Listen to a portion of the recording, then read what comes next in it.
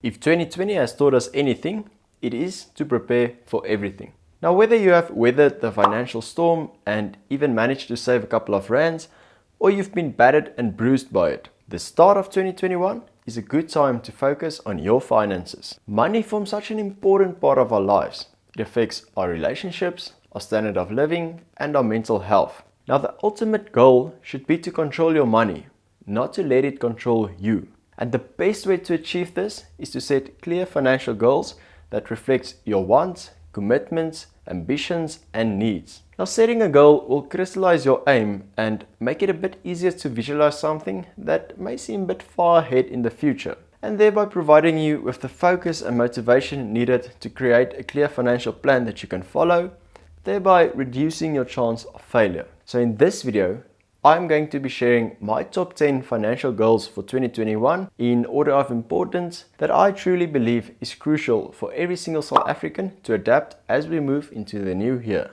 Number 1, tracking your expenses, or aka setting up a budget. Now, budgets always seem to get a kind of a bad rap, but they truly are the pinnacle of true financial success. The reality is you have to learn how to manage what you already have, or you will always stay broke. So start by tracking every single expense on both your bank statements and cash slips, and start by recording them into an Excel document. Now, by doing this for a couple of months, you'll be able to see exactly where your money is going towards and how much you are spending on each category. And from this data, you can basically compile a budget for the upcoming months. Now, this may seem like a very daunting task at first, but I found that when I center my finances around my values, it actually makes me excited to create a budget and to strictly follow it. Now, a budget is the most important cornerstone on which the foundation of the rest of this list is built upon. If you don't know where your money is coming from or going towards, you will always stay oblivious to what you spend it on. Number 2, reduce your expenses. So now that you have a pretty good idea of where your money is leaking towards, you can start by shaving off those unnecessary expenses. One of the most common mistakes that people tend to make is they make their expenses their top priority, which rarely leaves any money left to save. And when we form this habit, our expenses tend to grow to meet our income, which is also known as suffering from lifestyle inflation. Now, you will probably be really surprised to see how much money is wasted on unnecessary and irrelevant snart once you start doing these exercises. Remember that subscription you signed up for many months ago that you are actually not using anymore? Of course not. Why else will you still be paying for it?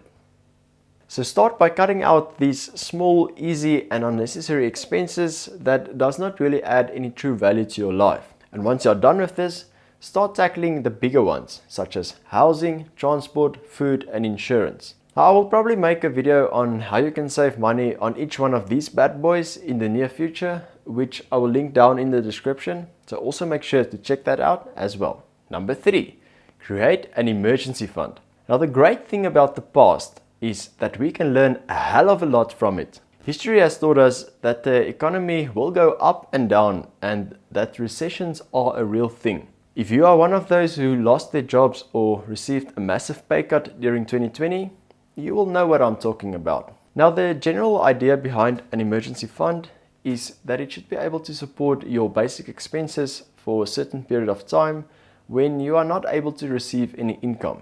This will prevent you from digging deep into credit debt and burning your fingers with its accompanied high interest rates. Now, how much you need in your emergency fund will depend on where you are currently in your life. If you are single, then having around 3 months worth of expenses will be ideal.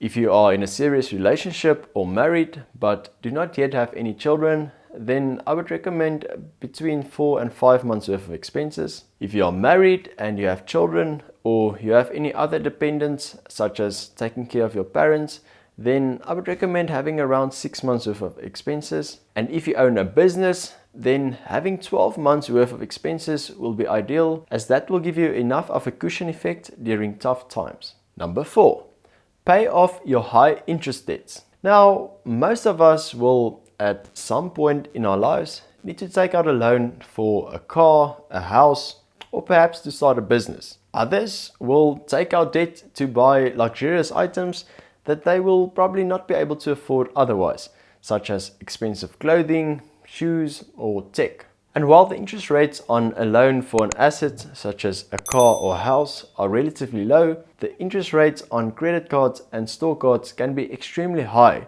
up until 24% in South Africa. So if you have any debt with an interest rate above 12%, I will strongly recommend to start paying that off as soon as possible. Don't worry too much about your student or mortgage loans at this stage. Just make sure to make the minimum payments on those and focus your excess time and money on slaying these high interest giants. Debt takes on a nasty snowball effect and can quickly spiral out of control, which can have grim consequences for your financial future. Commit to only spending what you currently have and gradually start to pay off your existing debt. Life is so much less stressful without any debt hanging above your head. Trust me. Number 5, improve your credit score. So just after I tell you how bad credit debt can be, I now tell you that you need to take out credit debt.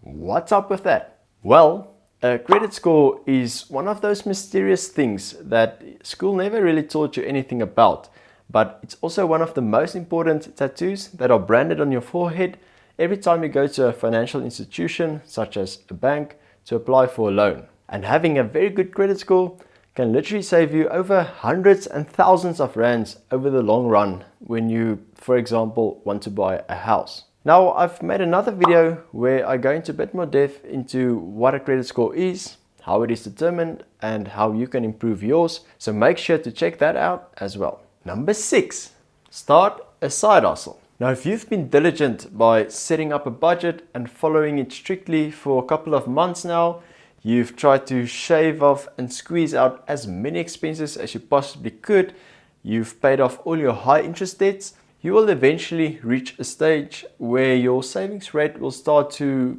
plateau. And although this is already a massive accomplishment, you would probably want to level up and take it a step further.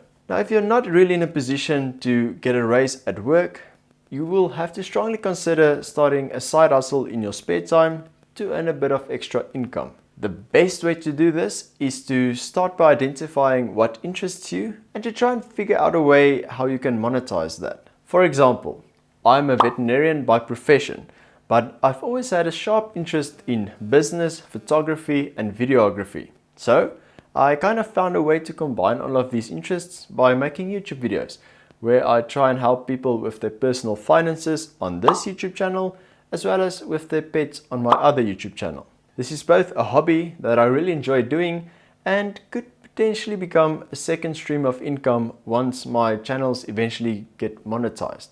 By the way, please like this video and subscribe to my channel and help me reach my goal of getting 10,000 subscribers by the end of this year.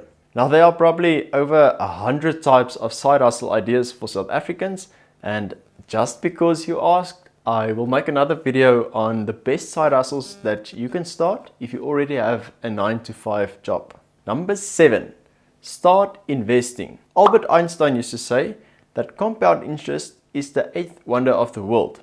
He who understands it earns it, and he who doesn't pays it. Just like debt can have a snowball effect, so can your investments. Do not unnecessarily delay to start to invest. The best time to invest is now. The longer you have money in the market, the more money babies and the more money grandbabies they can make. Now, there are many different investments for South Africans to consider. And in my opinion, the most important, apart from an emergency fund, are the tax-free savings accounts and the retirement annuities. Now, regardless of your age, you need to plan for retirement, even if it's like 45 years away from now. And if life happens and you do not make it to retirement, you can have the peace of mind that you are able to provide for those left behind even long after you are gone. Number 8, invest in your own personal financial education. Now, school taught us a lot about many things, but they teach us very little about personal finances. If you do not put in the effort to learn how you can build and optimize your own personal wealth, you will get sucked into the norm of mediocrity and poverty that is hovering over this country. Let's face it, in a third world country with a corrupt government, you can never win. You can only lose less. but that can make the world's difference. Now, books has the power to bring us the mentorship and teachings of the world's greatest minds without ever meeting them. I try to make it a priority to read or at least listen to audio versions of the best personal finances and personal development books out there every single day. Now, I will leave a couple of my top recommendations down in the description below if you want to check it out. Number 9, save for the trip of a lifetime. Now, let's be honest. The main reason why we work our asses off to get our financial lives in order, to save money and to pay off our debts is so that we can eventually enjoy life, right? So don't let life be all work and no play. I consider a healthy work-life balance as extremely important to me and my wife.